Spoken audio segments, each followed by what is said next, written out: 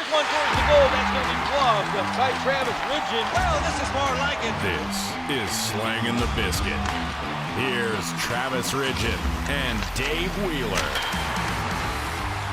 Ladies and gentlemen, welcome back to the Slinging the Biscuit podcast. Today's a little bit of a different interview, a different episode. Over the summer, we've had guys that have played in the NHL. We've had different minor pro guys. We had Rich Cooper on last week, which was a really good interview if you haven't had a chance to listen. But this week, we have a man who came from Bayside, Wisconsin, the pride of Milwaukee, just outside Milwaukee. Don't mean to offend you. His name is Eido Walny. He's a divorce/estate planning attorney.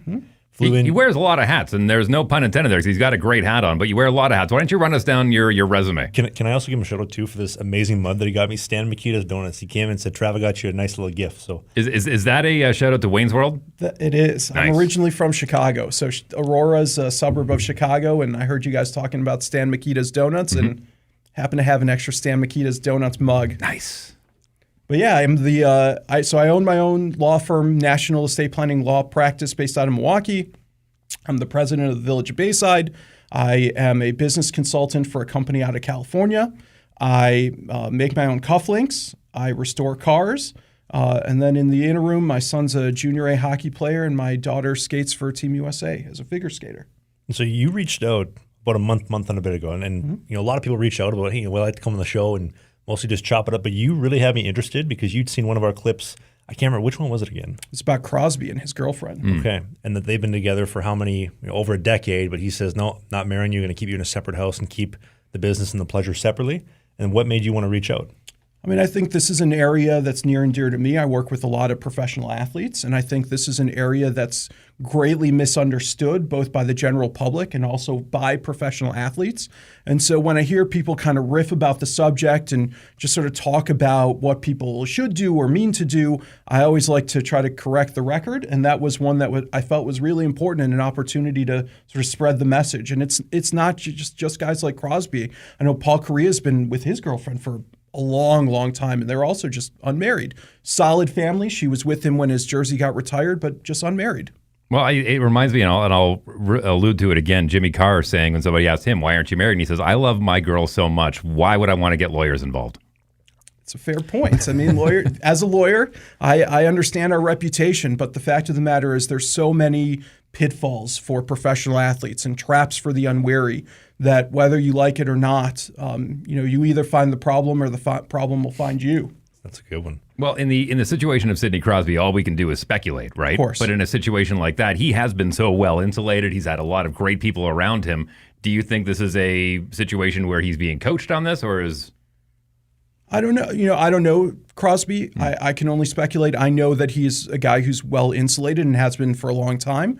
I don't know. Maybe it's one of those things where he's just waiting for his career to end so that his prime earnings can be reduced. Maybe he's one of those guys who does think, we've got a great relationship. Why muck it up with lawyers?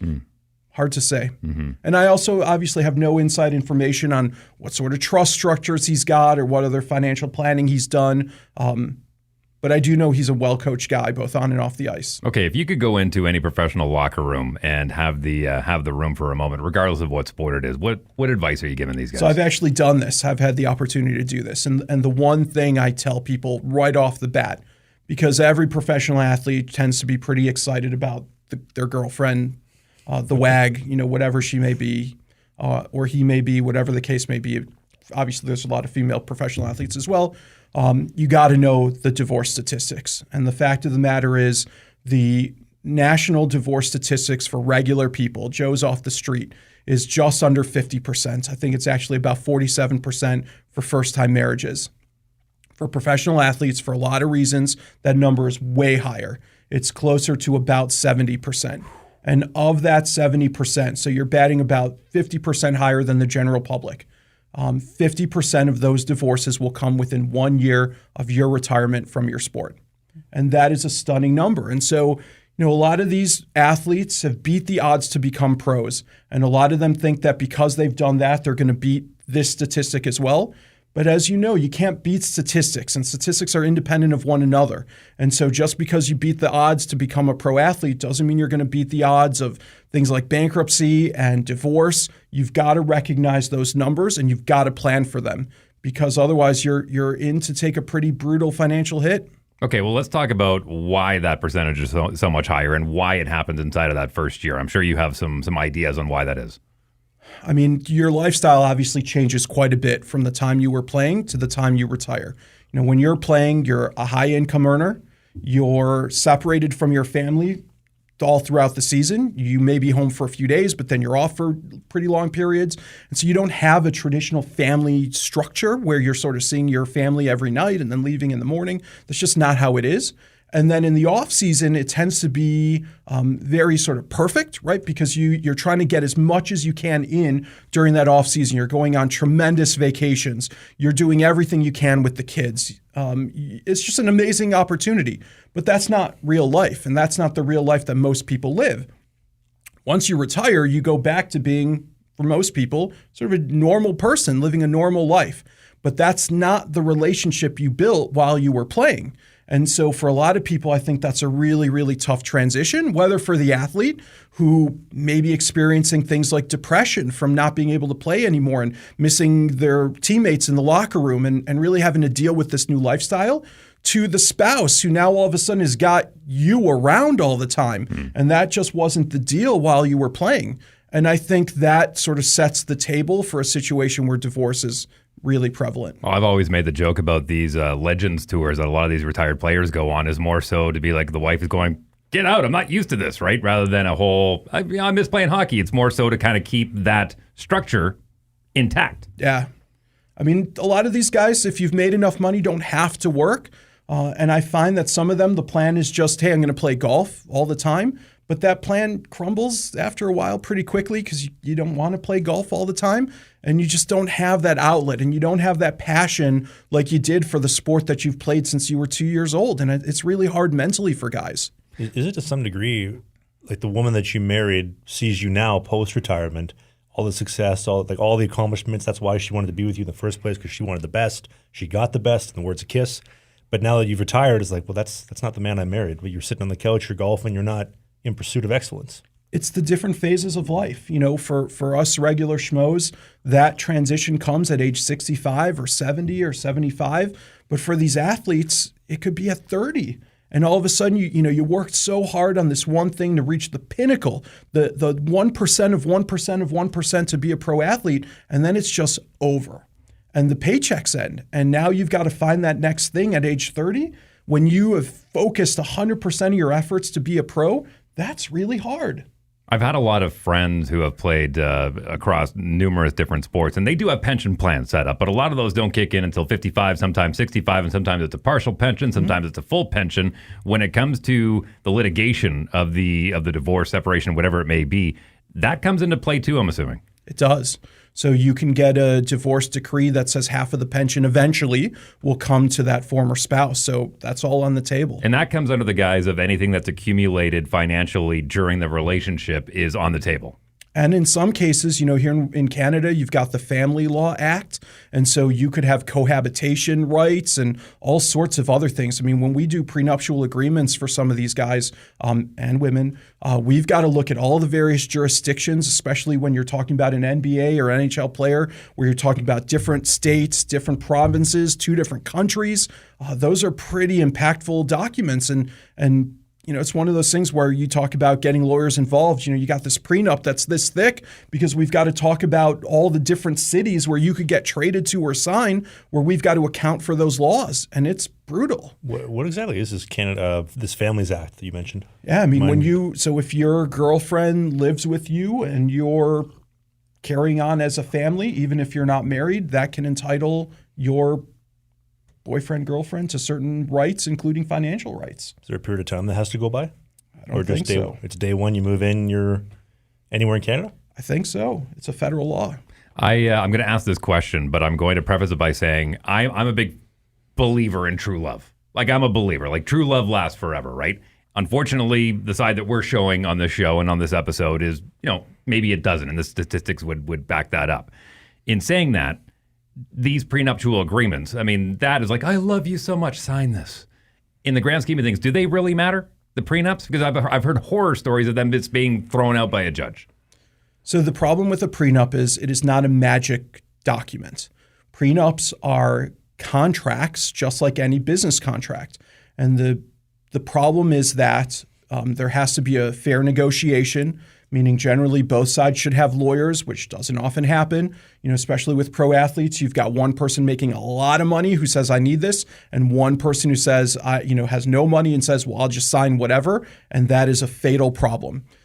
If you've got a situation where they are about to move in together or about to get divorced or married, now you've got a situation where there may be a feeling that I have to sign this or we won't get married, and that becomes a problem for the document. But the biggest problem is that oftentimes couples will spend a lot of time negotiating this thing, get married, throw the thing in a drawer, and not think about it or engage in the terms of the agreement until they start to think about divorce.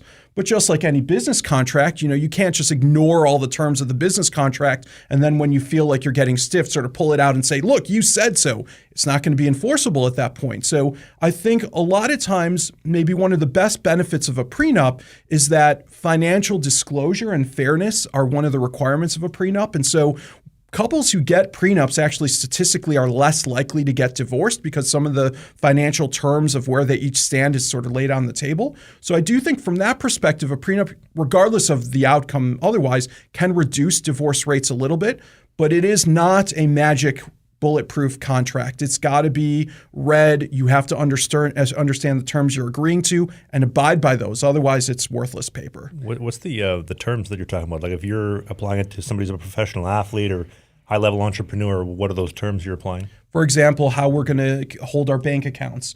Are we going to pay our bills by each paying 50%, or are we going to have a joint account? How are we going to manage all these various things? And if you don't abide by what you agreed to, then you don't have a deal at all, even if you sign that agreement. Well, that's really tough. And the way I'm thinking is obviously we're dealing with high-profile, high-paid athletes. Why would you split bills when you're living in a $5 million mansion, right? So the onus is more so on the breadwinner. I mean, always, right? Because that's also the person who's got the most to lose. If you don't have much, what are you risking? But the breadwinner is the one who's got to be protected and is generally the one who is asking for the prenup, right? And so they're the ones who have to be careful in making sure that the document is properly negotiated, properly enforced during the marriage, if you want any chance for that thing to be enforced after the marriage. A lot of times then when people sign these, the advice from most law firms is, hey, we're going to sign this. Hopefully you never have to look at it again. We're just going to tuck it away over here. So the advice almost kind of is, it's signed, don't worry about it. We're going to put it away. But you're saying that's not the case. It's a bad idea. You've got to really understand what you're signing. It's not one of these things you can kind of dole off to the lawyers and say, have my people talk to your people, tell me where to sign. It's not going to work. You have to understand the terms that you're agreeing to and then live by them. And it's a fair point. If you're a busy person who's working out and trying to just stay on the team, you've got to keep this in the back of your mind, just like everything else, to make sure that those terms are being abided by. And if it's not you, you better have someone helping you through that. In the whole realm of, again, professional athletes having that date of like, hey, my career's over, then the earning kind of goes down. Can you specify anything in particular? Because I'll be honest with you, I know fidelity isn't exactly a strong model for professional athletes. There's been a lot of rumors and speculation what we know about the whole thing. And I'm not saying it's every athlete, but how much does that play into it? In terms of the quality of investments? Yeah. Here's the thing. Everybody wants to work with athletes, right? It's sexy. You like to market it. You can sell it. And so you get a lot of people who probably aren't qualified to be doing it. On the flip side, you've got the athletes who are really busy, who are generally getting financial and legal advice from the person in the stall next to them who may not be any more qualified than they are to be giving the advice. Yeah, usually it's like, hey, have you heard about Bitcoin? Yeah, or hey, I'm investing in this restaurant. It sounds great. You should get in on this too. Or retired guys who then go into the financial services and, just because they were great at, slinging pucks or hitting balls, it doesn't make them great financial advisors, but that's a common thing because of the network that they've got. So it's attractive to the financial service industry people. But you got to be careful. You've got to do your research. There's so many traps for the unwary. Just because it's a big name or even someone you recognize or big financial institution, these are all ripe for abuse if you're not careful. And at the end of the day, you as the athlete are ultimately responsible for yourself, right? no one is going to care about you more than yourself, not your lawyer, not even your parents, not your girlfriend, spouse, whatever.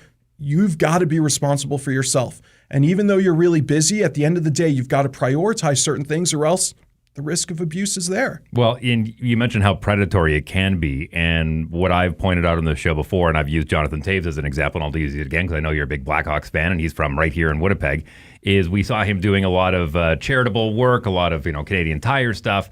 And more often than not, from the advice of the accountant, it's like, listen, unless you're going out and doing charitable stuff, you're going to lose that to taxes. So it seems like a catch-22. Don't invest, but at the same time, you got to do this kind of stuff. And those lines can get blurred, I'm assuming. You've got to be really careful. But again, with good financial advice, and I'm not a financial advisor, I'm not an insurance agent, I don't do any of that. I'm an attorney who does asset protection and estate planning. But you have an opportunity to set up things like trusts and asset protection vehicles. Can you explain what a trust is? Not to interrupt, Sure. but a lot of people hear trust and they don't really understand what that means. Sure. There's a lot of different kinds of trusts, but essentially a trust is an entity like a corporation that you can have certain controls over. Certainly you can set it up and you can put assets into that thing. And depending on the level of control that you've got, it can be a separate entity from you. And so it can benefit generally family, children, things like that. Certain things are assignable, certain things aren't. So for example, you can't assign your income. And so the money I'm making as a professional athlete, I can't just put in the trust. But for example, my marketing rights can be assigned. And so anything I'm making by way of marketing can be assigned to a trust. Now all of a sudden the money's going into the trust, not my personal accounts. And that can be not only accounting segregated, but asset protected away from the rest of my assets. And then it benefits my family, could be forever. But still taxable. It's taxable. The government's going to get their money.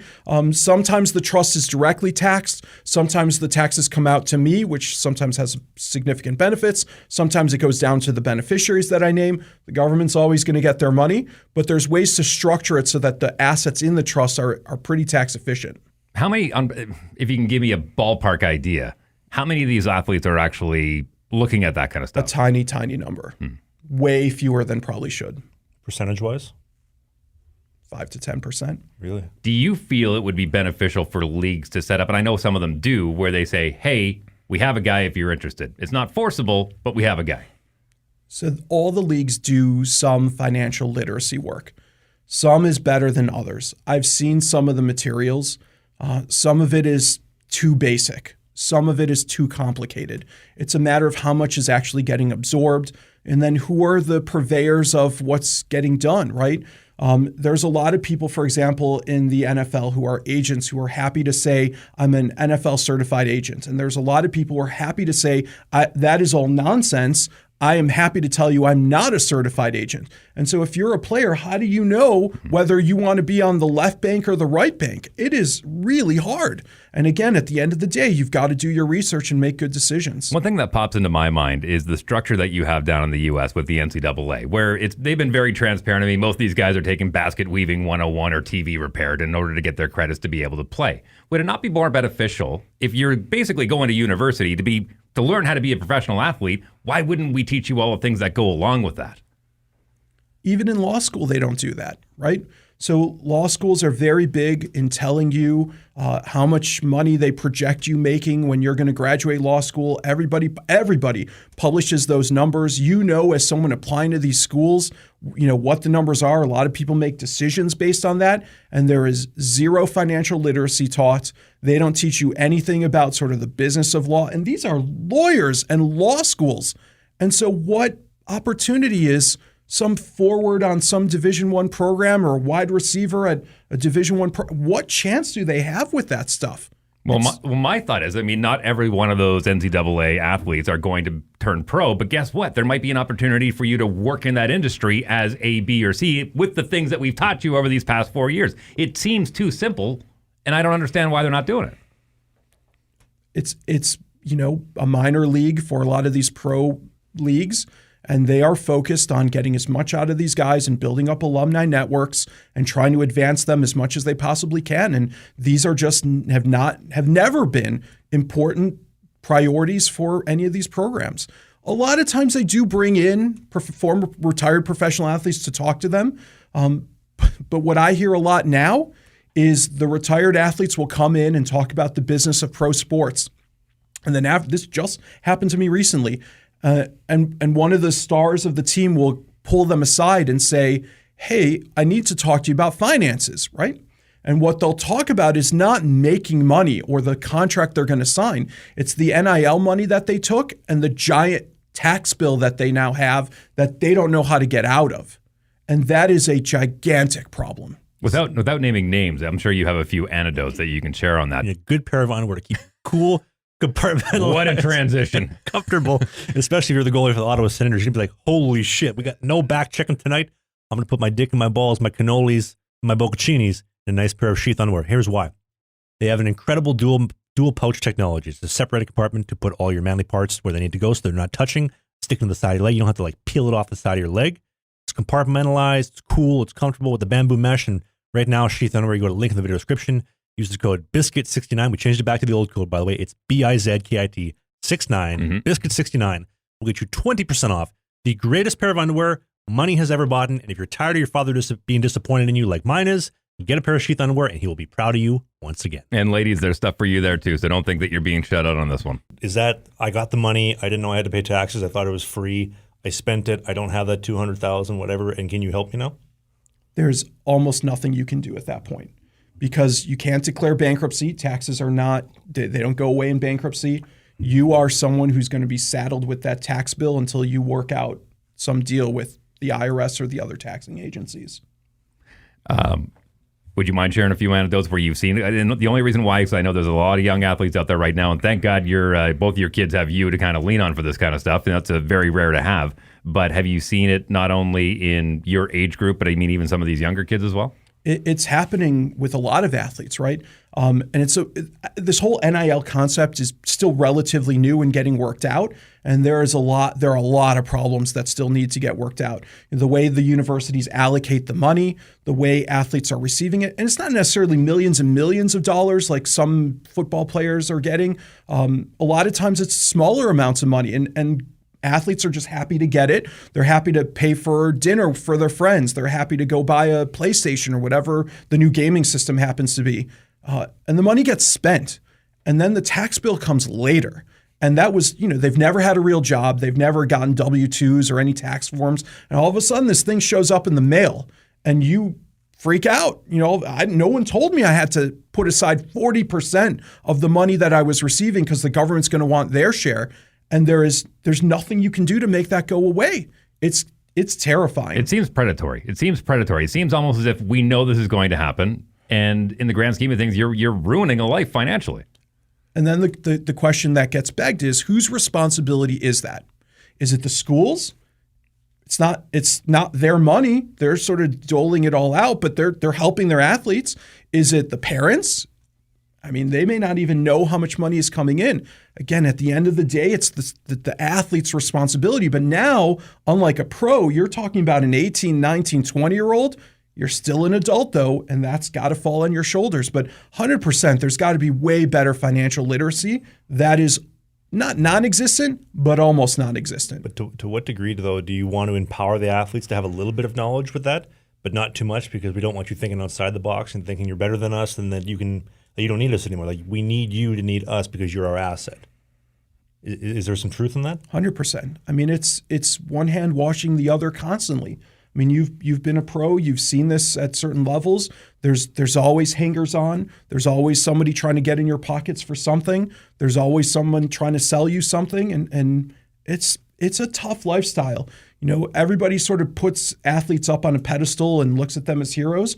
But from the vantage point that I have, I can tell you it is a rough life. You've got to be really careful all the time. Trust has got to be a really difficult thing to earn. There's stories of people who've even had financial difficulties with their own parents.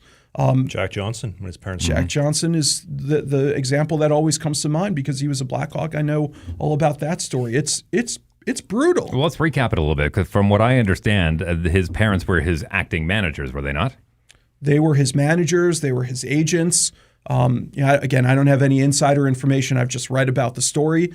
But it's one of those things where I've had other clients tell me I don't trust anyone, but I do trust my parents. So I've made them power of attorney. And Jack Johnson's the story that I tell them. Like, listen, I'm sure Jack's dad or mom took him to the rink all the time, but look what happened. Sometimes there's this mentality of, you wouldn't be here if it wasn't for me. If it wasn't for me waking up at 4:00 in the morning to take you to the rink all the time. And so you owe me for that, right? And it's a tough mentality. Did they just like spend like goons or not invest, or they took them to the cleaners kind of deal? I think it was a combination of both. Just loans that weren't repaid, advances for certain things, investments that didn't work out. But I mean, he was basically pushed to bankruptcy. I mean, at least he figured it out halfway through his career and had a little bit to kind of recoup. If you're at the end of your career and you find that out, like a Brian Berard, you're in real trouble. It's brutal. It's a brutal world. When you talk about predators too, like you had a really good article that I was reading before you came down, but that these athletes are being predatorized. Is that the word? God, preyed on. Preyed on. Thank you. Taking too many pucks off the head. But they're being preyed on from anything from like a small car accident to people wanting to get into their finances, and short of it being Bitcoin, every investment you're going to make sucks. For like, I got this restaurant, I got this book club. Like, what are your thoughts on that? I mean, again, you've got to know that everyone knows who you are, right? Your face is a public one. And, in the NBA, it's hard to hide when you're 7 feet tall. And so you've got to just be really careful in terms of who you trust, sort of releasing trust in very small segments, doing your research, not necessarily taking advice from the person whose stall is right next to you, or even your coaches who may not know any better, and just being super, super careful. So you'd advise little, for lack of a better term, little shit test along the way to see, okay, you pass this one on the next one and kind of going. You got to make people earn your trust. I mean, you are you must assume that you are a target for everyone around you until you can, for yourself, determine that that person is someone I can trust. I tell people all the time, I mean, there's not even pictures of the people that I work with in my office. You would have no idea who I work with unless I told you, and I will never tell you. I've gone into people's offices where it's lined with, all these pictures of the attorney or the financial advisor with their arm around someone. Some people market that. I think that confidentiality and privacy is of utmost concern. That's just my priority. And if that's something that's important to people, I know I'm not alone. If that's important to you as the athlete, then look for that. If you think that you want to be with someone who's got your picture plastered everywhere, then look for that. But you've got to be the one making that determination. Love him or hate him, Piers Morgan. He did an interview with Cristiano Ronaldo, I think about a year ago. And one of the really great pieces of that was he was asking basically about this. You're being preyed upon by a lot of people. You're in the media. You're one of the most famous men in the world. How many people do you actually trust? And he had a really cool, dramatic 4 or 5 second pause, and he says, 4 people. That's it. Obviously, Piers isn't one of them, but isn't that insane that a guy that successful has 4 people that he trusts? It's amazing that it's 4. You would think that it would be less than that, because at the end of the day, again, people evolve, people change. Just because you trust them, I mean, think of your friends growing up, right? Some of them turned out to be great, lifelong friends. Others sort of fell away. Others made bad decisions in their lives. But you've got to understand that their bad decisions will reflect on you as a public figure. Their decisions to the things that you're doing could affect you financially. If you're investing in them or relying on them for financial advice, that could go sideways. You've just, I think, always got to be questioning people and trust as few people as you possibly can. Even your own agent, right? They've got their own financial stake in your success, and that person's close to you to the point where you're talking to them all the time. You've got to remember that person. I hear stories all the time of people retiring and then never hearing from their agent again. And that was the person you relied on your whole career. That's brutal. There's a title, and I'm going to be careful with this one because I know that you have a bunch of different hats that you wear, but the word consultant to me has been more and more popular over the past 20, 30 years. And from what I've learned over that period of time is that what consultant does is it removes the blame for anything that's going to go wrong. I'm not your accountant. I'm not your agent. I'm not any of these other things where I could be implicit if anything goes down. I'm just a guy that gives you advice. And I think a lot of times that gets confused with a trusted source. Listen, when I graduated undergraduate from college, half of my friends became consultants. They knew about as much about the world as my 16-year-old daughter. just a title you wear that now all of a sudden, the free advice where you're, sort of just chatting around the table and giving your opinions for free. Now, when I pay you for it, you go from being my buddy to being my consultant. That's the difference. If you had to predict, like with Ronaldo, to go back to him for a second, when he says he has 4 people he trusts, who do you think those 4 would be if you had to take a wild guess? Georgina is I think are they married now? No. Didn't they split? No, it was the Russian, Ivana Shenko. Yeah, he has kids with, and he has kids with Georgina as well. But from what I understand, I found this one fascinating, that when he went over to play in the Saudi League, you're not allowed to live together unless you're married, unless you're Cristiano Ronaldo. Interesting. Yeah. So you think Georgina... I know that she's got to be one of them. I presume that whoever his agent is probably that person, especially considering the ridiculous numbers he signed to be in the Saudi league. Probably his mom, because I know that they're very close. And then who knows who, maybe his friend from when he was growing up. But I know he's very, very close with his mom. I presume his girlfriend, and then two other ex people in his life. Sorry, go ahead. Well, I was going to say, when you bring up names like Ronaldo, Messi, Gretzky, Lemieux, Crosby, take your pick. Are there some names and some talent that are just too big to fail, where they're not at risk of any of these horror stories that we've talked about? No one's too big to fail. This is not General Motors where the government's going to step in and save you. I mean, I grew up in Chicago. When you look at Walter Payton's been divorced. Michael Jordan's been divorced. Tom Brady. Tom Brady's been divorced. And had he married Bridget Moynihan, they would have gotten divorced. It's brutal. No one is too big to fail. Is it accurate? I saw a quote a while ago, but it was like, smart men don't marry. Is there some truth behind that? I don't think that's necessarily true. I mean, I think to Dave's point, I mean, there is love. Love evolves, right? Love is not not to get poetic here, but love is not something that you see on a movie. I mean, love evolves. Your relationship over time evolves. It is not this passionate, want to jump on each other every time you come from home sort of thing. It is a mature relationship between two people. And I think Wayne Gretzky's been married for forever, and he's a good example of a superstar making it work. But for every Wayne Gretzky, there's a Michael Jordan. I believe it. I mean, I've been married a really long time. Has it been a fairy tale the whole time? No, but we work out our issues, and I love my wife a lot, and we're going to be married, I hope, a really long time. When it comes to relationships, it's interesting now that we're in the day and age of social media, where it would seem on the surface, and I'm not saying this is a blanket statement. I want to be very careful because we have caught a little bit of heat on some of our social clips, but when it comes to some of these professional athletes and their relationships, we as consumers like to see this behind the scenes, going into the life of what it looks like to live in these gigantic mansions and this lifestyle that we have. But I kind of feel like it's almost a detriment to the relationship or the player themselves. Am I close on that?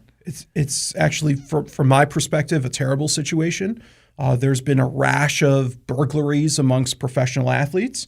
And when you've got someone with a camera posting onto TikTok, them sort of walking through your house, whether it's from the front door to the living room or down to the basement or wherever, there's lots of people looking at that. And some people are just voyeurs who want to see what you're up to and what your house looks like.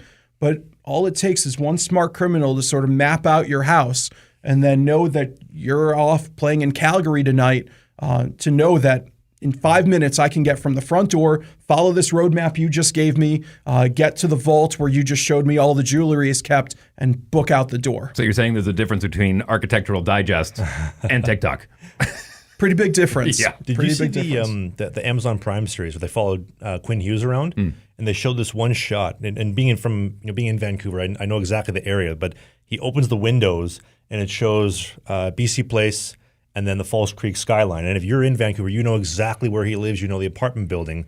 To some degree, you being the law attorney, are you not stepping in and saying, okay, we have to cut that. You can't be showing where the players live because, like you mentioned, it's a couple seconds away from somebody busts in, the Canucks are playing, he's playing on the ice. From my perspective, I don't like that, but I don't know if that building's got 24/7, manned personnel, security, what the security system is. I mean, I knew where Jonathan Toews lived in Chicago, and it'd be pretty hard for someone to find that house if you didn't know exactly where it was. I just happened to be friends with one of his neighbors and so I sort of knew. But it's not on the map. He did a pretty good job of covering his tracks. But you've got to be super careful. I mean, real estate records are public. Someone who wants to find you and can dig will dig.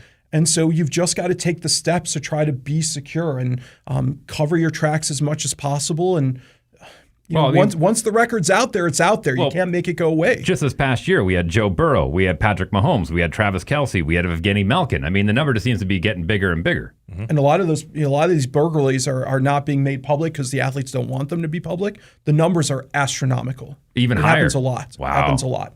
A lot. Do you have any stats on that? I don't have the stats, but it's a lot. It's a stunning number. Like dozens, hundreds? Like It's if you took definitely dozens. You took the NHL, about 900, 1,000 players in the whole league. If you had to guess how many a year get burglarized? 5, 10, 20? I'm just guessing, but it's certainly more than 5 or 10. Wow. Somebody comes into your office and says, I just signed a big contract. Here's the team I'm playing for. I don't know what I'm doing. Do you prefer a guy like that that's willing to admit his lack of knowledge on this, or somebody that comes in going, all right, here's what I want to do. I want this going here, there, and there? The next time someone comes in and says, I want to do this, that, and the other, will be the first time that happens. Okay. So, Are you looking forward to that day? I mean, that would be amazing. But I'm not holding my breath for it. I mean, what you really want is someone essentially admitting, listen, I know I have a problem. I don't know the solutions to these problems. I found you somehow. Please help me. And then for me, a lot of it is educational, right? So we may have 1,000 different solutions, and some of them are really complicated. But you've got to understand that this athlete and maybe their spouse have limited time and patience to understand all the various tools that I have available to me, right? This is not a CEO of a company who can just have someone sort of run the company for a while he and I or he and she talk for a while and sort of get this all together. There's a limited amount of time, limited amount of patience, sort of eyes glaze over fairly quickly. And so you've got to understand that and then sort of incrementally start to put things in where it's digestible to the athlete. Because if they're not going to follow, again, sort of like the prenup, if they're not going to follow the terms of what we're setting up, say with a trust or other vehicle, you're wasting your time and money. And so we've got to put stuff in incrementally so that they can digest it, understand how it fits into their financial picture. If there are other financial service professionals, financial advisor, insurance agent, accountant, whatever, they've also got to be on board. And so that stuff takes time and effort.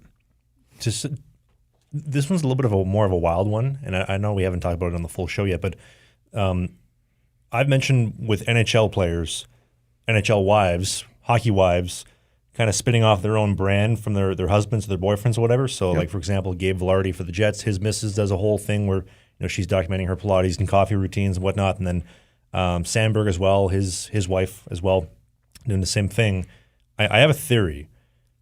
In the next, 3 to 5 years, one of them at some point is going to post something, because it's all public, obviously, and whether it's like a behind the scenes in the house or maybe that hidden Trump poster in the background, something, and knowing how scummy the mainstream media is with how many spin jobs they did on the interview with Matt from last summer, they're going to find something, they're going to run with it, and that guy's going to get his contract terminated or something's going to get big in the media. Do you think that that's a realistic possibility? For sure.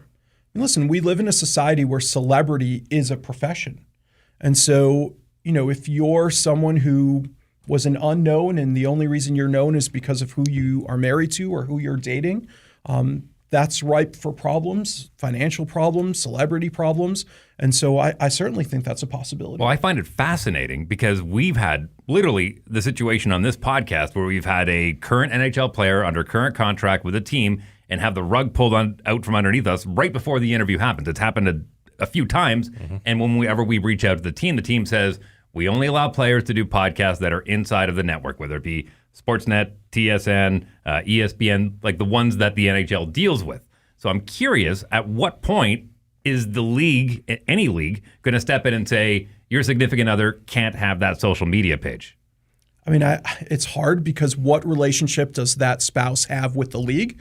So now you've got to run it through the athlete and just say, we have a contractual relationship, and so I don't want you to do things, right? You can have all these things sort of put into your player contract. But what is the contractual relationship with the league or the team and that spouse? Unless he or she is also signing a contract, and now you've probably got some financial remuneration that's got to come to them. It gets pretty complicated. Well, it gets complicated, but if it's deterrent to the team or to the player or to the image that they've created, is there not a case there? Potentially. But again, I think that all sort of runs through the athlete, and you've got to rely on them to say, hey, we'd really appreciate if this person not do that. Could you have a word with them? I don't know if you could enforce them to not do it. You tell them to stop. Well, the NFL has the Kelsey brothers doing a very successful New Heights podcast right now, which is killing it. And I'm curious to know is that open to any player if they want to start doing a podcast? I have no idea. Me neither. But would you not have to address the fact that if you're, let's say, like a Connor Hellebuck, you can get away with a significantly more than a Joel Holfer, who's the backup for the St. Louis Blues. Hellebuck can basically say, okay, I'm going to do this. I know I'm not supposed to, but I can, but the average guy can't. So I think we have to factor that in too, no? There's certainly, rules for superstars and rules for everybody else. It's why Patrick Mahomes seems to have rules for himself on the field. I mean, that's just the reality, right? At the end of the day, sports at the pro level is a product, right? You're selling this thing. It's competition and all of that, right? Just back to the ancient Olympics, but it is way more than that. It is a business and it is a brand, and there's a lot of money in play.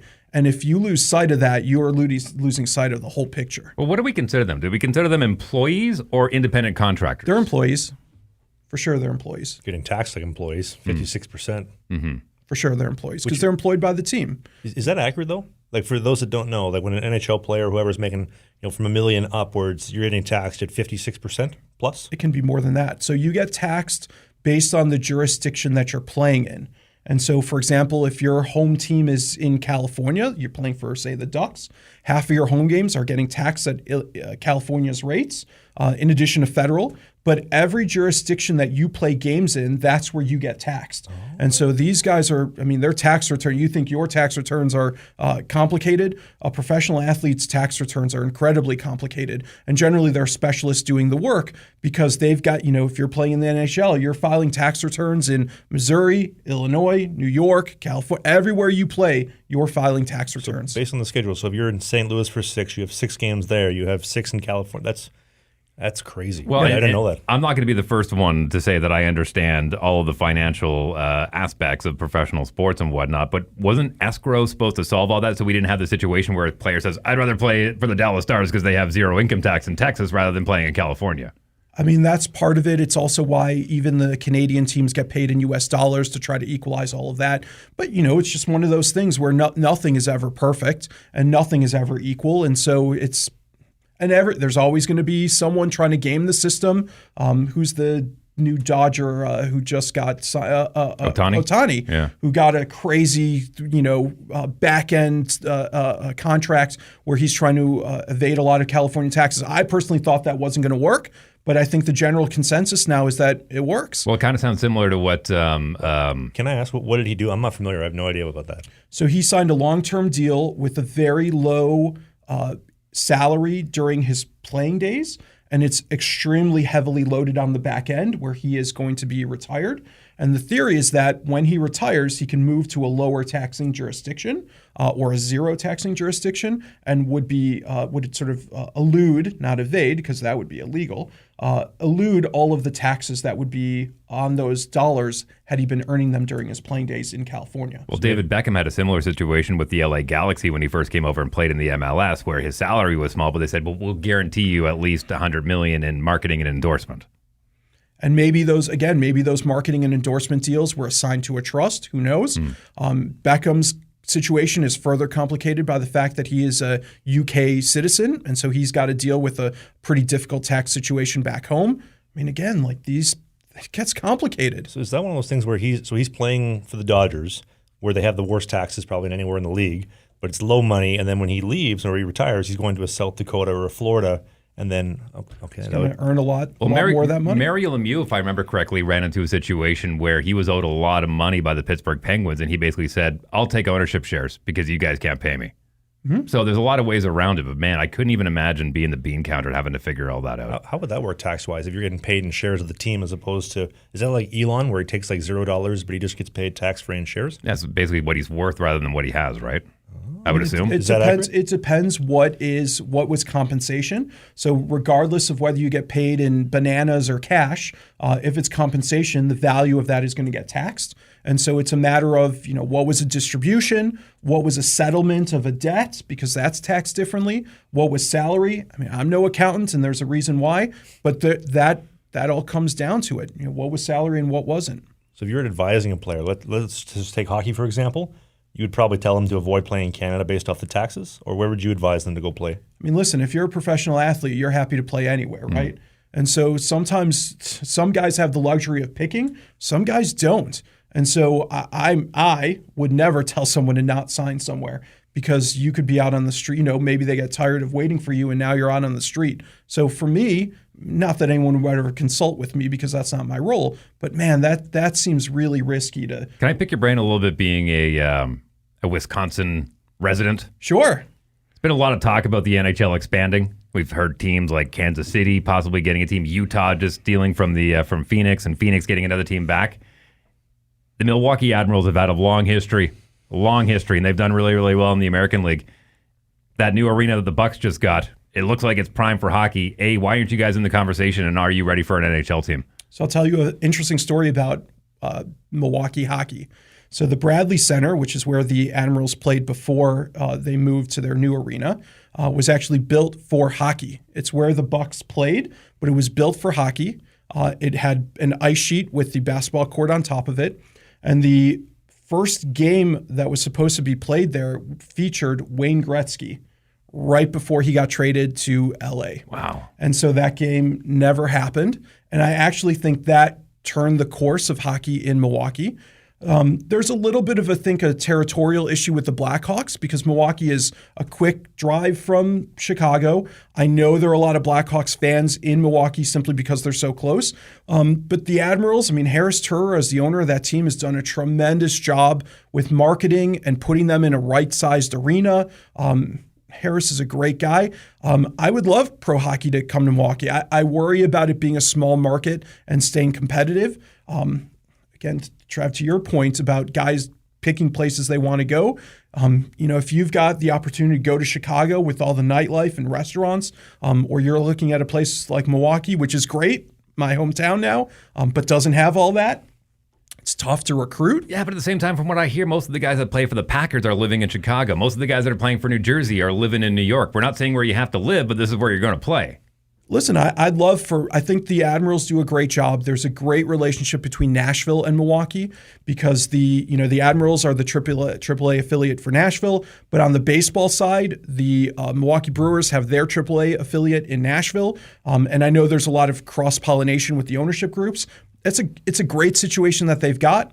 Personally, when the Blackhawks come to town, and every year for the last couple of years, they've played a hockey game at the Fiserv Forum. It's been amazing. The atmosphere is electric. They've packed the place.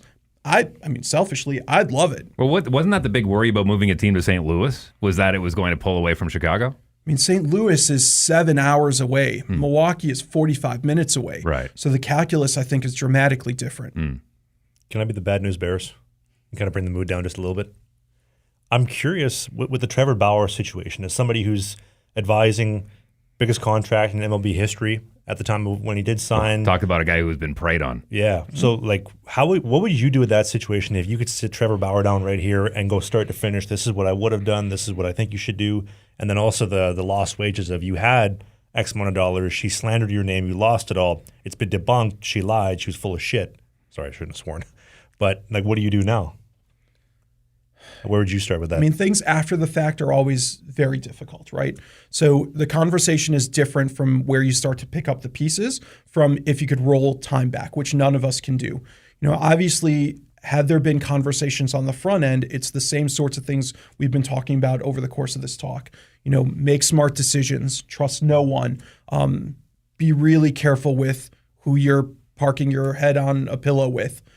Because there's a lot of traps. There's a lot of people. That's really tough to do for 18 to 30-year-olds or 35-year-olds. Men in general, man, that's tough. That's a tough lesson to teach. That's the toughest. Well, especially for dudes, like we love beautiful women. That's the currency. And when you're making 120 sheets and you're the top pitcher in the world and you have access to all these beautiful women, how are you going to say no to all these beautiful women knocking at your door? Like, what would you advise him on that? You just got to be careful. I mean, you've got to think with the right head. And if you're thinking with the wrong head, you're in big trouble. And he for other people, he's the guy you can point to now, right? And say, listen, you might be on the top of the world, you might have signed the biggest contract, but as we said, no one's too big to fail. And that is example A1 of someone who made maybe not the best choices and literally cost him his career. Chris Rock said it best, where he said, men can stop chasing, but it's really hard to say no when you're being chased. And when you're being chased that much, that's tough. And when you're a pro athlete, everyone's chasing you. Yeah. Financial advisors, consultants, really pretty men and women. It's a tough lifestyle. And you can either fall into the trap of feeling like you're immune to it all until people start chipping away at your armor. And again, now it's too late. Or you can understand the situation that you're in and understand that celebrity is a really weird thing that you may not have been properly prepped for and take the steps in advance to try to insulate yourself. And there's a lot of things that can be done. Or you're going to fall into the same traps as everybody else. And I think it's tough for athletes who, their whole life have been told the odds of you making it are zero, right? You'll never make it. I don't care how good you are. The odds are so much against you. And they've made it, right? They beat those odds. But statistics are not dependent on one another. They're all independent. And just because you beat those odds don't mean you're going to beat other odds. And you've got to understand that. It doesn't mean because you made it here, you're going to beat the divorce odds. You're going to beat the bankruptcy odds. You're going to beat all these other things because you're not. To use the Bauer analogy, though, like if you're advising him, like what type of steps would you take to protect him? Might take around a couple of dates first. Well, never mind that. What do you do now, I think, is the question. I think like after all of this, what's the next big step? Because like we said, I don't think you can really coach that saying, well, let me pick the girl for you, right? But you could use him as an example of like, this is how we, like, give me a credit check. Let's see, make sure she got some money. She's not. Well, Mr. Beast even said, he goes, when he's met a lot of women, but they have to check all of these boxes. And he had 10 boxes that had to be checked. And that's when he started dating the most recent girl. And I think that's, I don't know if that's just experience or what it is, but there's a guy who said, no, before I even think about it, they have to check these boxes. What are the boxes, by the way? He never said. Oh. I have a friend who's a celebrity who, I won't mention his name. He had a contract he had people sign. Almost like a confidentiality mini prenup just to date him because he was smart enough he was a pretty smart guy. And he knew that there was exposure. And notwithstanding that, he had people sue him for things. Didn't Chappelle do a bit about an NDA before any emotional reckoning was going to happen? It's almost funny, but it's the life that it's at least the mentality that you've got to be in. Again, trust no one. Make people earn your trust. It's not like normal people where I sort of trust you until I don't. It's got to be the reverse of that, where I don't trust you until I do. What a world. That kind of goes against the whole, Sucks. Well, it's the whole basis of what your country was built on, which is innocent until proven guilty. And now you got to treat everyone as guilty before you can say, all right, you're okay. But if the law is not in your favor, then you got to take it back in your own hands and say, okay, well, how can I protect myself, right? And then on the topic you just mentioned, I remember hearing from a reliable source that Drake and Bieber both, if you want to date, you want to even go for a coffee, you're signing this NDA, that's it. But again, even an NDA is only as good as the paper it's written on, right? So if I sign an NDA and I disclose something, I can't unring that bell. The information's out. So maybe there are financial consequences, but if I'm some schmo without a lot of dollars, sort of going back to the question you posed with Trevor Bauer, what does he do? Can he sue this woman? What assets does she have? Maybe he gets a victory in court, but what that gets him is a piece of paper saying that this person owes him millions of dollars when she's got 2 nickels to rub together. Well, coming from a guy who went through a very lengthy lawsuit, more often than not, they ain't worth it. They're really not, man. They're hard on the family. They're hard on your psyche. They're hard on your sleep at night. They suck. They absolutely suck. So what does Bauer do then? Because he had the tweet the other day, I'll play for $0 with just incentives. I want to pitch. I'm the smartest, best pitcher on the planet. Nobody will sign me. What do you do? The fact that he is doing that tells you everything you need to know, right? The only thing you can do is pick yourself up by the bootstraps and try to rebuild. But again, Jack Johnson had time on his career. Bauer's sort of towards the end of his career. I think teams are going to look at someone like that saying, listen, even if you're good, do I want the baggage that comes along with you? And the answer is probably no, because maybe the difference between him and the person with the clean record is so infinitesimally small that they're better off with the other guy. And that sucks for Bauer. Yeah. Well, that's happened a lot of times. I mean, we've talked about it on this show where we talked about it earlier about contracts and when it comes to your pension. All these leagues have a very close eye on a lot of these players who are approaching that, they're about to hit their full pension. We'd rather go with the guy who's fresh into the league who we can pay a lot less and take a chance on him rather than the guy who's served out the last 5, 6, 7 years. Let's let him go. It's ruthless, man. It sucks. It's a business. And fans tend to think of it as these are my guys, this is my team. It's a business. And the people owning those teams are making money off of that. They're making money off of the product on the field or the ice, which is the players. They're making money off of the marketing and licensing, and they're trying to instill this sort of fan devotion for a purpose, right? It's not so that you love the team. It's that you pay ridiculous sums for the hats and the jerseys, and then we trade your favorite player, and now you got to buy a new jersey because that guy's not one of us anymore. The people playing don't look at it that way, right? It's their profession. They don't look at the teams as a team that you've grown up with. Just because you grew up in Winnipeg doesn't mean you'd only play for the Jets. You'll play for whoever the heck is going to pay you. Right. There isn't this sort of misplaced loyalty because it's a business. But they also need to understand the other side of the business, right? For every buyer, there's a seller. For every employee, there's an employer. And you cannot lose sight of that. And to some degree, you can't have winners or you don't have losers. There's always winners and losers. Is that an accurate statement with that? There's always winners and losers, right? Everybody's trying to be the winner, but for every winner, there's a loser. Who knows what is your worth as a player? It's whatever someone's willing to pay you. And unfortunately, unlike a lot of other professions where you may have, infinite opportunities, if you don't like this employer, you can go somewhere else. If you're a professional athlete and you want to play at the highest levels, the NFL, the NHL, the NBA, there's only a handful of teams who you can sign with. And if no one wants to sign you, now you're looking at a sort of lesser league.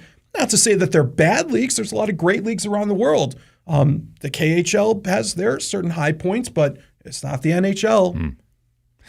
I thought about this as we were chatting, and because I know you wear a lot of hats and you're obviously a very intelligent guy, I was going to challenge you by saying you need to come up with a syllabus for a one-year program for the Badgers, like the entire program with the Wisconsin Badgers, that you have to take this course. Because I know a lot of universities, when it comes to student athletes, they have to take time management classes. It's a prerequisite. You have to take it your first year. I'm surprised, instead of you doing that, I'm surprised that player associations, which thank God Ted Lindsay was smart enough to unionize the NHL back in the day to make sure that players were protected for the most part. Why aren't PAs putting more pressure on these collegiate programs to say they need to be better educated before they come into our union? I mean, I'd love to see that. I think leagues like the NHL that have developed minor leagues, I think there's a lot of opportunity to develop financial literacy there. By the time you're signing your big contract with whoever, the Blackhawks, the Rangers, whatever, the world is happening at 1,000 miles an hour at that point. But when you're in the ECHL, when you're in the AHL, life is a little bit slower. You're not the crazy celebrity that you are now. Even if you're not a star, people know who you are. But you can walk around town in the AHL. You can walk around town in the ECHL. I think those teams have a real opportunity to help with financial literacy, probably more than anywhere else. Now, not every guy is playing at that level. Some go right to the NHL, and now their situation is different. But I think for guys who develop and come up through the minor leagues, that would be tremendously helpful. But that's not going to help everybody. There's no minor leagues for the NFL. There's basically no minor league for the NBA. There is in baseball. I think that's where the real opportunity is. But man, I'd love to see more developed financial literacy for athletes, even just practical things, right? Even if you don't become a professional athlete, things that will help you as an adult would be great. Well, it's the old adage of more money, more problems, because I've seen guys that have come out of, the American League and even the Canadian Football League who have come out of those leagues, retired, and been more successful financially than guys who are making $8.5 million coming out of the National League or Major League Baseball or any other league. So is it easier to manage a little bit of money than it is to manage bigger money? Is that the lesson? I mean, what was the Patrick Ewing quote? I make a lot of money, but I spend a lot of money. I mean, that's the problem, right? And it's really difficult. So great example of this. When you're buying a house as an athlete, right? Mortgage companies are happy to throw whatever money you need at them because when you fill out that paperwork and you've got, the salary disclosure and that number is really big, you can basically buy any kind of house you want. For me, my salary over the course of my career is generally going to go up year to year until I retire at age 65, 70, whatever. For an athlete, what you're making in year 30 of that mortgage is going to be nothing compared to what it was in year 1 of that mortgage. And so you can probably buy a lot more house than you can afford long term. And especially, again, if you get injured or there's some sort of issue and you don't have insurance for that, now all of a sudden you've got a real financial problem. Your sort of financial arc over the course of your career is not normal. And you've got to adjust your lifestyle to account for that. It's almost relatable to the entertainment industry when it comes to actors and artists who are fronted a lot of money. Musicians are fronted a lot of money when they first sign a record deal, but it's like, you better pay that back and you owe me 5 records. It's almost echoing a lot of those things that we hear, the horror stories that we hear in the entertainment industry. 100%. I mean, the issues can be slightly different just by the structure of what they do, but the problems are all basically the same, right? It's celebrity, it's predatory. I mean, I look at a lot of the athletes who've got the really expensive suits on draft night. Where do those come from? Those generally were bought with loans, and generally it's secured by your first contract. Hope you sign that contract, aren't a holdout, and then get injured. Or God forbid, there have been cases where guys die before that contract has been signed. I know it's happened more than once. Now your family's left with some debt and problems. That's obviously a horrible situation, but it happens. Underlying lesson for any athlete that has, whether it be minor pro, semi-pro, full pro, if you could give one piece of advice first starting out, what is it? I mean, I think if you start from the perspective that the one person you can trust is yourself and then start building out from there, you're probably going to be way better off than most of the people in the locker room you're in. Just don't trust anyone. No one. Not your parents, not the guys you're teammates with. Trust them on the ice, trust them on the court. When it comes to your financial health, everything they say you got to take with a grain of salt. Not to say that they don't know or they're stupid or anything like that, but you cannot trust them just because you're in the locker room with them or just because maybe something worked out for them. If you start from there and start to build out, now maybe you trust your agent more, you trust your attorney more, trust your financial advisor more, your boyfriend, girlfriend, whatever the case may be. Grow the circle out from there slowly and carefully. If I had to give one bit of advice, that would be the advice. Obviously, there's a lot more, but I think that's where you start. Feels like you got a lot more information to share. If people wanted to find you on social media, what's the best way to do that? So my name is Eido. So if you Google that any which way to Sunday, even if you don't spell it right, you'll find me. But I think the website is www.walnylegal.com. Again, the easiest thing, Google EIDO and you'll find me. Okay. I'm curious about the Jonathan Toews situation. I got more questions. Yeah, good. Absolutely. Yeah? I always have a million questions. Are you familiar with the Jonathan Toews situation that recently popped out with him and his ex?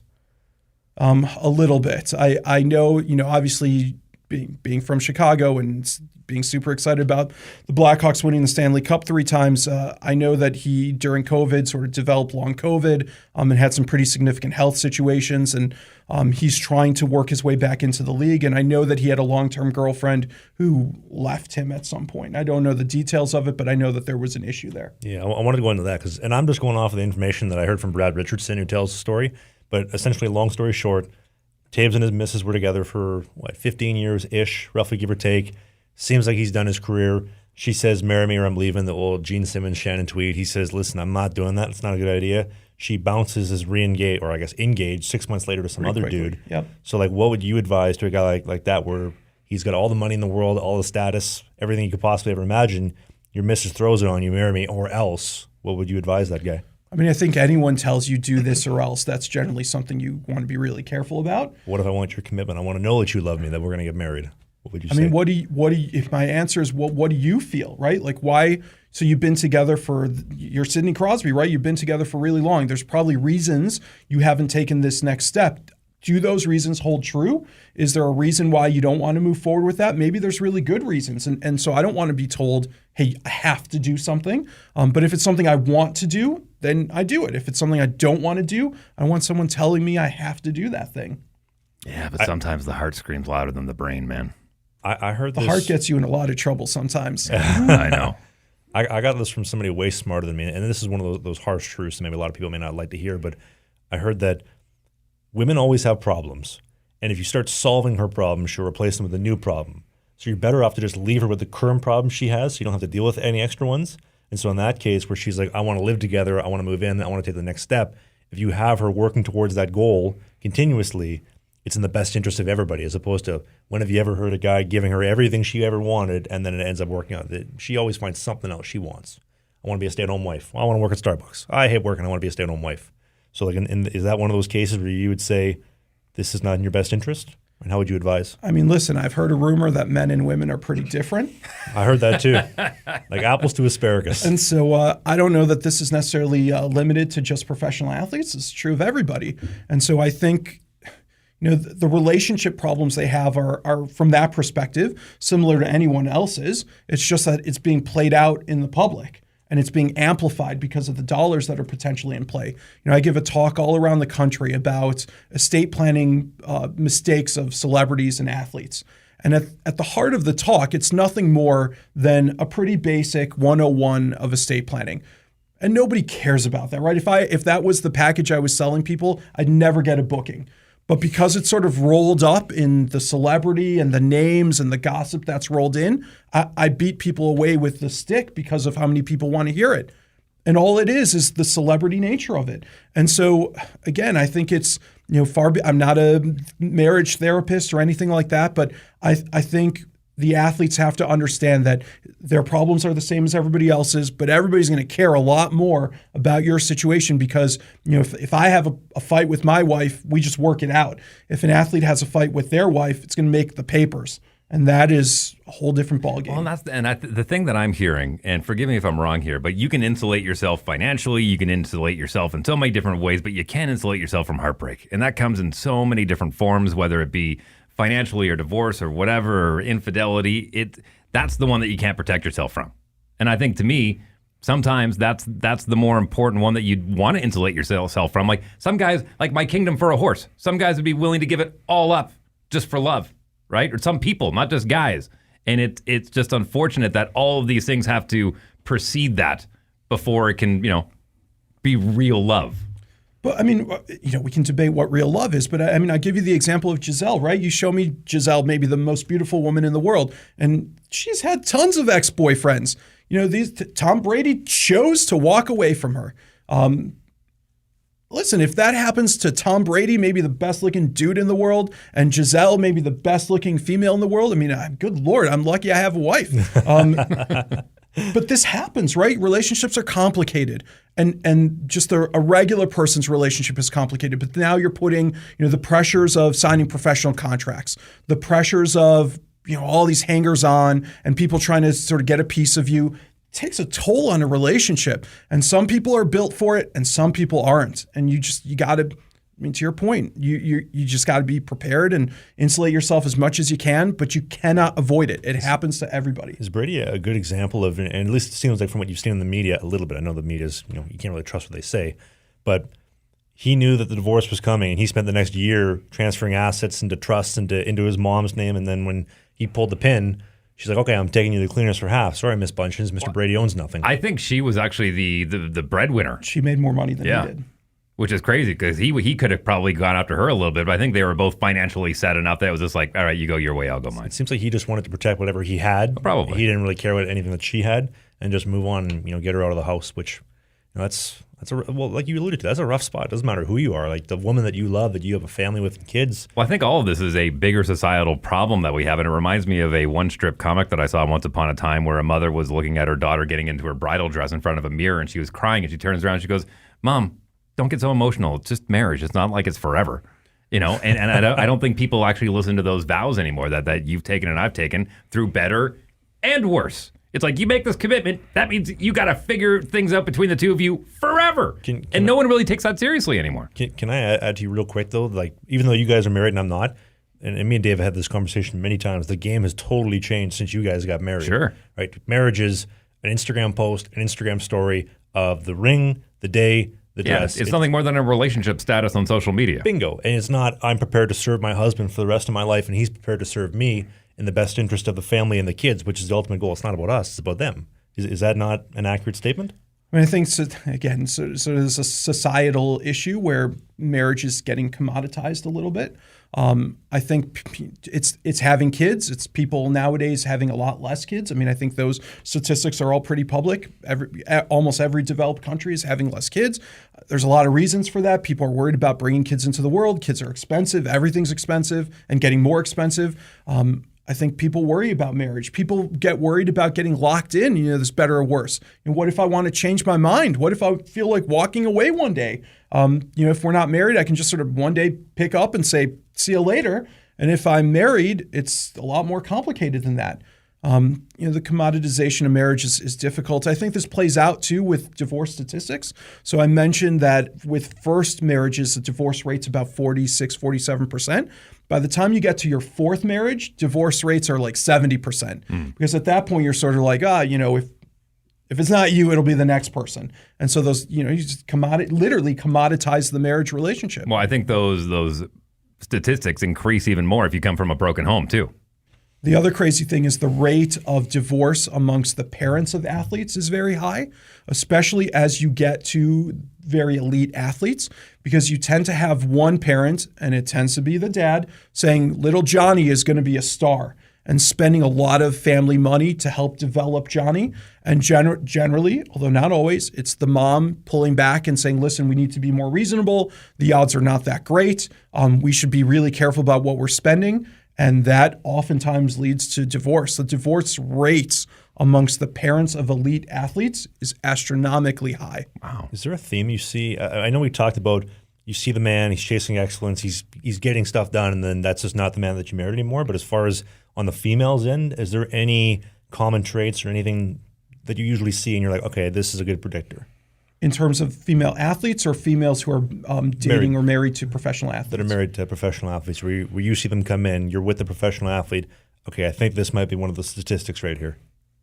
I think it's really difficult. It depends, where did you meet this person? Is this somebody who knew you before you were anybody and has been with you for a really long time and has been with you sort of from the point where you had nothing and were nothing? Is this someone you met at some celebrity dinner? Is this someone who stalked you online, right? Where did this person come from? What's their background? What is their family situation? I think there's a lot of variables that could play into that answer. Man, we need to go back to traditional Indian traditions, arranged marriages. It just seems easier. Your parents are good enough money. We're marrying for assets right here. I'll buy you a dowry. Here we go. A good example, sorry, ADHD here, but like Matt. Him and his missus have literally been together since before right when he was playing in the OHL, and she's been with him ever since. Like, there's your ride or die, as opposed to you're walking out of the Fairmont, Winnipeg, or I guess the Delta now, because nobody stays at the Fairmont anymore. Oh, and I think there's my missus with the big sign, "I love you. You're my favorite player," or the Tyler Seguin effect, where you have security outside the door to stop the ladies from knocking it down. Well, it's the old Talladega Nights, right?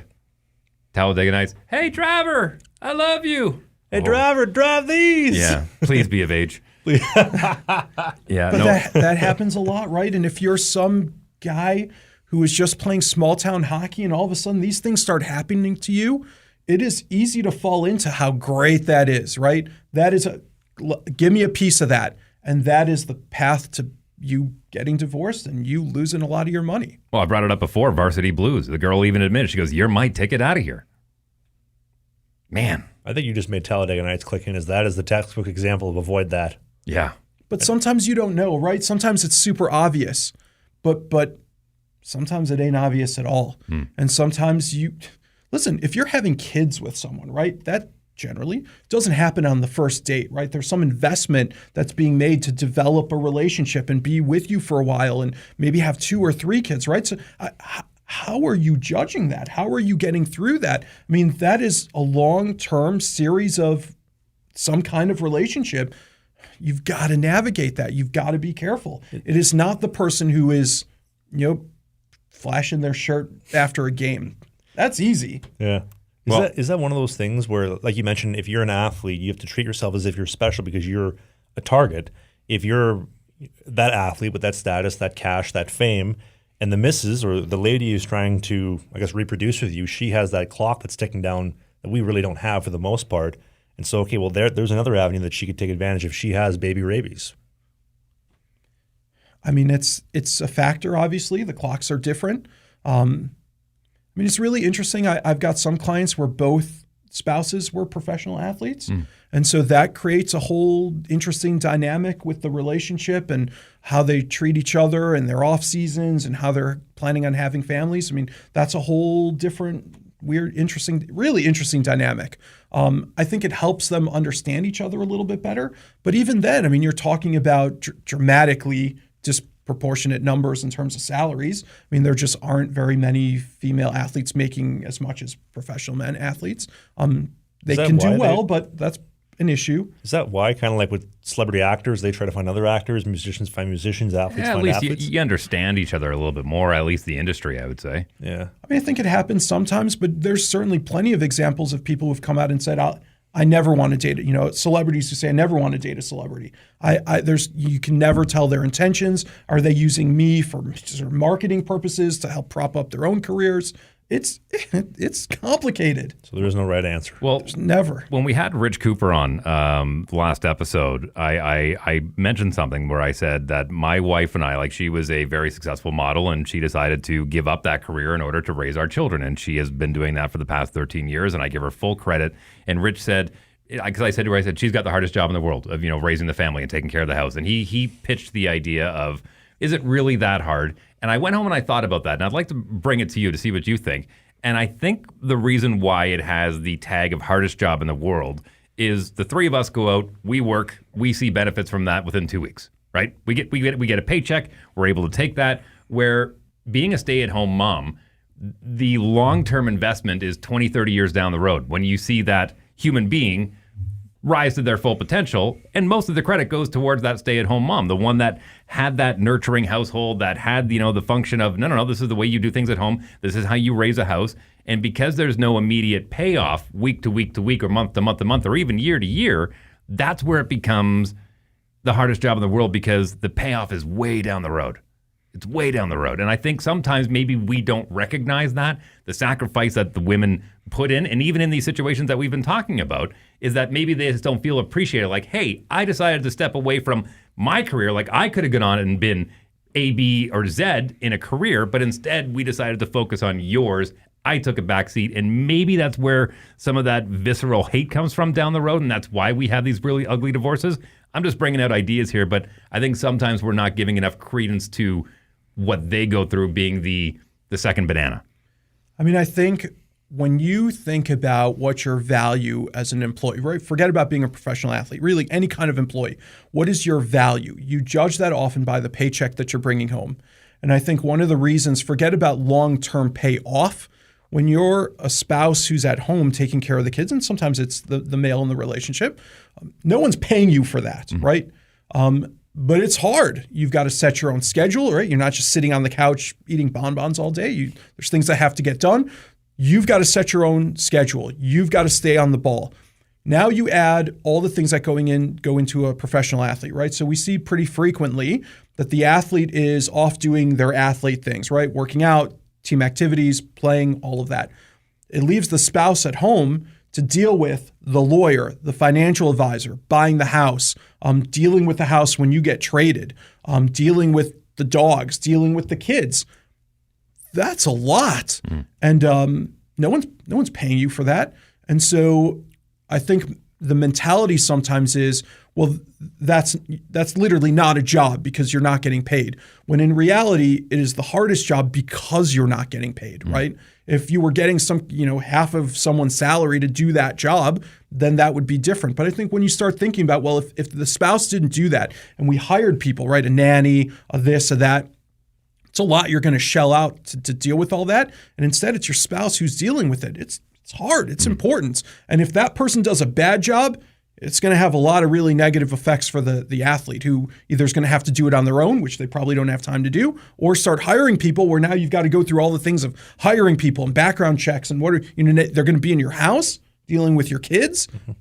Talk about sort of walking around and opportunities for criminality. It's a whole nother ball of wax. Do you think to some degree, though, that when it comes to like the male-female dynamic, the old saying, it's harsh again, but a man will trade his happiness for his family. Sometimes a woman will trade her family for her happiness. And if you have her taking care of the family, well, I'm not getting paid. Like you mentioned, real delayed gratification. If she's not in it for the long-term goal of we're making something more important than us, the kids, the family, she might pull the pin on that. But also, to counter Rich's point, I would argue that like the game has changed. It's probably just as hard to find a woman who's willing to stay at home and commit to the family as it is to find a man who's willing to provide, with how much the game has changed and how everybody thinks they have endless options.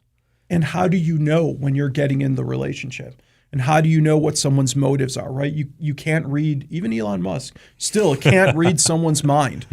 Certainly not accurately. He's working on it. He's working on it. I know they're working on it, but at least today, you can't do it. And so you're relying on what your eyes are telling you, what your heart is telling you, which lies to you a lot, what you're seeing and observing. But even then, people can hide their motivations. You got to trust yourself. You got to be really careful. You got to make good decisions, because at the end of the day, you got to be accountable to yourself. But it's hard. Relationships in general are hard. But now you add all the metrics that go into a professional athlete. It's all the harder. Wow. Well, what an episode this has been. I really enjoyed this. I don't know about you, Dave. This has been enlightening. This is great. And I appreciate you making the trek up here, man. I really, really do. And also for this, look, if you're in the video version, look at this puppy. Is it on here? Yeah, look at this puppy. Look at how nice this mug is. Thank you, my friend. Really encourage anyone, if you're in Aurora, Illinois, go to Stan Mikita's Donuts. Better than and that donut shop showed up after the movie? It doesn't exist. It's not even real? Okay, good. Don't go there. Hey, man, it's better than Sing Hortons. But anyway, thank you very much for listening to Sling the Biscuit. That is Eido Walny. Also, if you're in his area, re-elect him to be president of his village coming up soon. You can contact him at the website walnyforbayside.com. No, walnylegal.com. Walnylegal.com. I'll put a link in the video description. It's probably easier, but we do new episodes every single Sunday. My name is Travis Ridgen. That is Dave Wheeler, sexiest man in the city, top professional hockey goaltender. Thanks for watching. We'll see you next Sunday.